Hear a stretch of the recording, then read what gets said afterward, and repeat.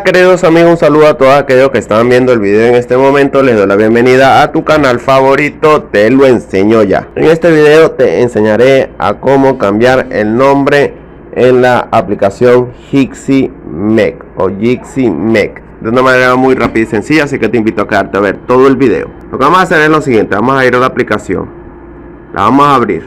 Entonces cuando nosotros la abrimos, nos aparece de esta manera. Entonces nos vamos a dirigir a la parte superior izquierda de estas tres líneas. Luego vamos a seleccionar la opción que dice configuración. De allí nos va a aparecer una serie de opciones. Vamos a darle donde dice nombre para mostrar. Si ustedes tienen otro nombre, pues lo borran y colocan el que ustedes quieren que se vea.